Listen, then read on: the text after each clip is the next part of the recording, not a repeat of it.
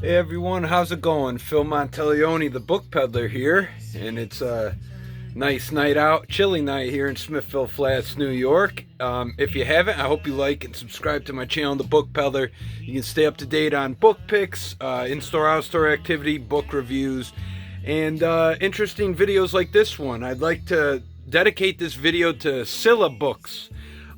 He requested I do a video on things I have found in books, and I have found a lot of interesting things throughout the years in books that I've picked. I've gone through thousands upon thousands of books, and generally I leave things within them because sometimes I feel like they're meant to be left in there, and the buyer can choose to keep them in there as well. Now, before I get started, excuse me, I'd like to give a nice shout out to the new subscribers. I've been getting a lot of new subscribers, and I really appreciate the support, guys. So I'm going to run down this list here. Gustavo H. De Lima, thank you very much. Andrea Parla, Jim Lucas, Ray Grenier, thank you very much. Francisco Martin Del Campo, thank you, Francisco. The Last Handbook, Andrew Leese out of Britain, I believe. Thank you, Andrew. Christine Baroni, thank you for your comments, Christine. I appreciate the support. Dylan K. Anil Aurora. Dia to Ill. Day to Kill. All right. Thank you, brother. Queen Kermungian. Raven Morris. Raphael Ludeshi. Mr. Incredible, Abdullah, Mr. Gopher, what's going on? Thank you all for your support. Sunlight Halo, Sean Boyjoli, Fuzzy Cheese 17, and EO Connor 23. Some of those are a mouthful, but I appreciate all your support. Thank you all. And so yeah, let's get into these what I find in books. I laid out on my table here some really cool finds. That I'm keeping, or I have kept, but I figured I would show you guys these. Actually, give me one. Flip it to myself real quick. I'm gonna lower the music. Now, generally, the most common thing I find in books are dried flowers. I find a lot of them in Bibles. A lot of dried vegetation and things of that nature. Four-leaf clovers. I can't say life's gotten any luckier. Maybe I should start eating them. But this stuff here on the table, I think, is super cool. And so let me take you to you right now. So what I'll find a lot of times will be things like this in Bibles. Sunday School Association. This is 1887. I'm in Shenango County. This was in a Bible. And it looks like, it was put there yesterday. It's perfect at the age it is. It's amazing. Another thing was this poem, Richmond on the James. I forget where I found this, but it's from the 1800s, and it's a poem about a soldier from Philadelphia, and it goes through. I thought that was really neat, and I'd like to kind of put it in a frame sometime, and I'll just keep that one. This one is an advertisement for a furniture store in the town I grew up in, Green, New York, R.K. Atwater. And this is 1895, Katie Lee and Willie Gray. What's so cool is the whole thing going through it, it's a poem. And, I guess they fall in love, and, it's a happily ever ending. So I thought that was really neat, just an early piece of advertising, local advertising history. And, I could probably sell these individually, but realistically, what am I going to get for them? I'd rather just kind of hang on to them. They don't take up much space. But here's another cool thing I found. I found this in a battered, really beat up book. And look at the time. It's a bit soiled around the edges. But look at how beautiful they did this. I showed a couple customers this. It's got its issues, but look at this poem. Love's greeting. Be sure more swift than swallow's wing. My thoughts have flown to thee, to wish that sweet and fair as spring thy future life may be. So, it's so cool because you're handling stuff that that is early, and this meant something to somebody at one point, and it got stuck in a time capsule basically, and that's what these books are. They're kind of time capsules. Check out this. This book was on the Kellogg family. What I found in the back was genealogy of the Savage family.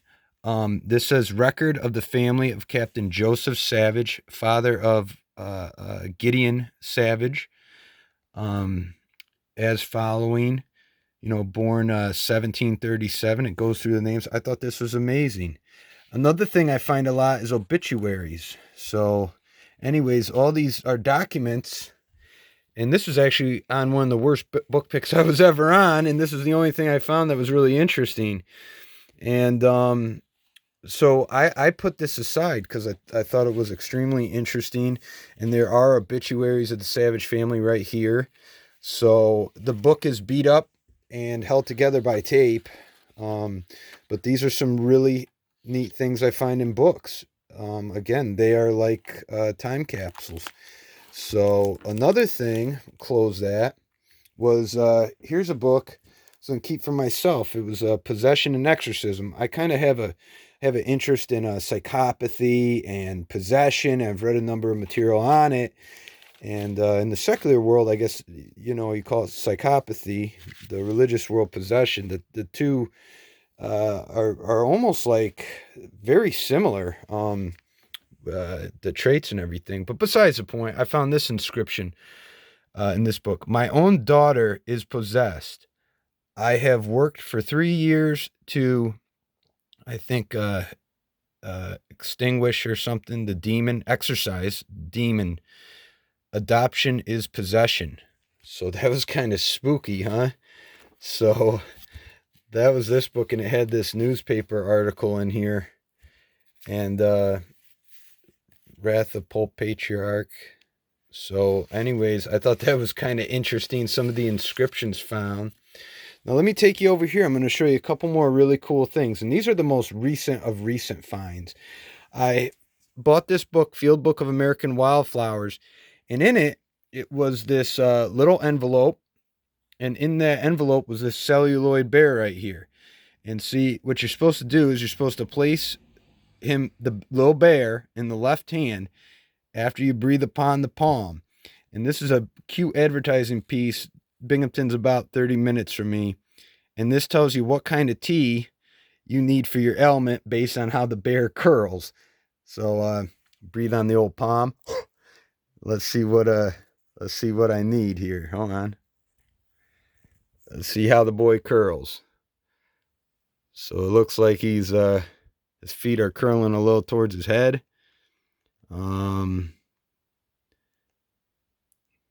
Actually ain't curling much at all. If he barely moves, it indicates flirtation. So I need some type of tea for that, I'm assuming. But anyhow, that was kind of neat. So, and now I showed this book on my Facebook. This is 1792, and it's father's letters to his daughters, and also mother's letters to daughters, and it's really cool. Let me sit down and show this to you.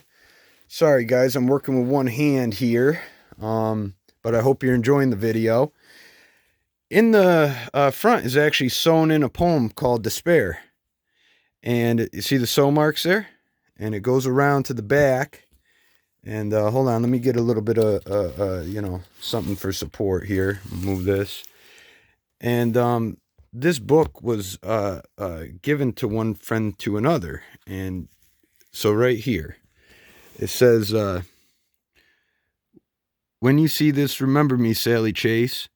And I thought that was really cool. And then what I found in the back of the book was a poem that I believe one of the one friend wrote to the other. And I'll read you this one. My Facebook is linked up in the description if you want to like my Book Peddler business page.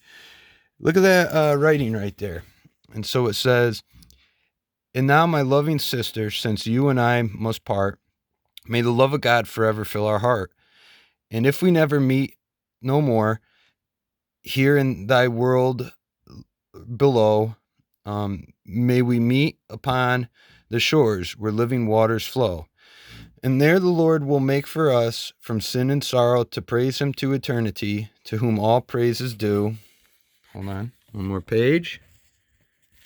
Then allow Christian friends in heaven, we shall meet forever singing of God's praise around the mercy seat. So what a beautiful little inscription to their friend. And you always wonder the backstory with these things, you know. Who knows? I may be the first person to lay eyes on that since the period. So anyhow, let me flip back to myself. So yeah, I'm always finding interesting little treasures and little gems. I think these are really cool things, and some of the books in the shop still have them in them. And when I sell them, I generally, like I said, leave them in the book because they kind of belong with the book. But as I said, books are kind of like time capsules, and they hold interesting historical things from the period.